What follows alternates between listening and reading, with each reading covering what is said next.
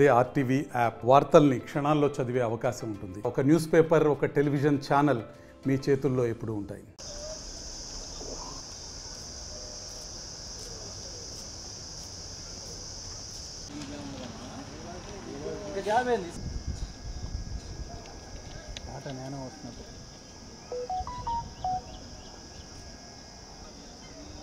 వస్తున్నా పోగంట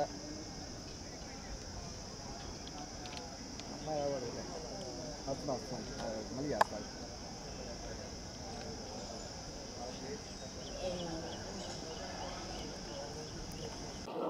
ఇది 5/6/25 తేదీ సాయంత్రము 11:11 నుంచి 6:20 నుంచి 6:11 నుంచి 6:20 మధ్యలో వందే భారత్ మీద C5, C8, C11 కోచెస్ మీద రాళ్ళు వేయడం జరిగింది.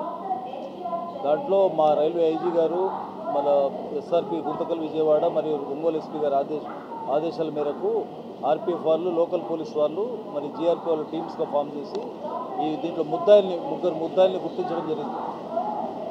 గంగవరపు ఋషీంద్ర, ఖాదర్ బాషా, కరీముల్లా వీళ్ళని ముద్దాయిల్ని సీసీ కెమెరాల ద్వారా ఐడెంటిఫై చేయడం జరిగింది. వీళ్ళు నిన్న రాత్రి 7:45కి ఆ బ్రిడ్జి దగ్గర, హైవే బ్రిడ్జి కింద వాళ్ళ ముగ్గురిని అరెస్ట్ చేసి ఈరోజు కోర్టుకు సబ్మిట్ చేయడం జరుగుతుంది. దాని తర్వాత వీళ్ళని విచారిస్తే ఈ ముగ్గురు QAS ఇంజనీరింగ్ కాలేజ్ స్టూడెంట్స్ సంబంధించిన వాళ్ళు వీళ్ళ సాయంత్రం 4 నుంచి 6 గంటల వరకు అక్కడ ప్లేస్లో ఉండి ఆడ చుట్టుపక్కల మద్యం షాప్లో మద్యం సేవించి 4 బీర్లు తీసుకొని అక్కడ కూర్చొని అంతకుముందుండే కోర్బా త్రివేంద్రం ఎక్స్ప్రెస్ మీద దాడి చేసి అక్కడ ఓన్లీ బాడీకి వేసారు రాళ్ళు. అది రాళ్ళు తగలకపోతే మళ్ళీ సాయంత్రం 6:11 తర్వాత వందే భారత్ వచ్చే ట్రైన్, ఇది తిరుపతి టు సికింద్రాబాద్ పోయే ట్రైన్, ఆ ట్రైన్ మీద C5, C8, C11 కోచెస్ మీద దాడి చేశారు. దాంట్లో భాగంగా C5, C8, C11 glasses పగిలినాయి.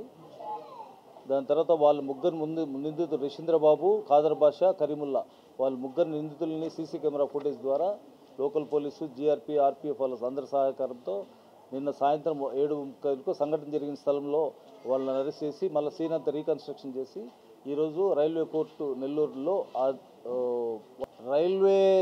Railway కేసెస్లో వందే భారత్ మీకు తెలిసింది పిఎం సార్ గారి ప్రెస్టీజియస్ ప్రాజెక్ట్. ఇది రైల్వే దాడి మీద ఏ దాడి జరిగినా కానీ దాని మీద అది స్టూడెంట్ అనే కాదు ఎవరైనా కానీ చట్టం అందరి కోటే వర్తిస్తుంది కాబట్టి వాళ్ళ మీద కేసు రిజిస్టర్ చేసి ఇక మీదట జరగకుండా అవేర్నెస్ ప్రోగ్రామ్స్ కూడా అన్ని కాలేజెస్లో కండక్ట్ చేస్తారు.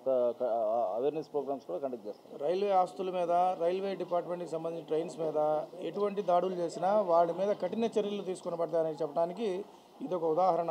మీ ద్వారా మనం అందరికీ సమాజానికి చెప్పదలుచుకుంది ఏంటంటే, రైల్వే ఆస్తుల మీద కనుక, రైల్వే దానికి ప్రాపర్టీస్ మీద కనుక ఏదైనా డ్యామేజ్ చేయడానికి కనుక ప్రయత్నిస్తే కఠినమైన చట్టాలు, అన్ని నాన్ అవైలబుల్ కేసులు ఉంటాయి రైల్వే యాక్ట్లో, వాటి కింద నమోదు చేసి వాళ్ళ భవిష్యత్తు కూడా పాడైపోతుంది. కాబట్టి అటువంటి చర్యలు ఎవరు ముందు తీసుకోకుండా ఉండాలని మేము మీ ద్వారా ప్రజలకు విజ్ఞప్తి చేస్తున్నాం.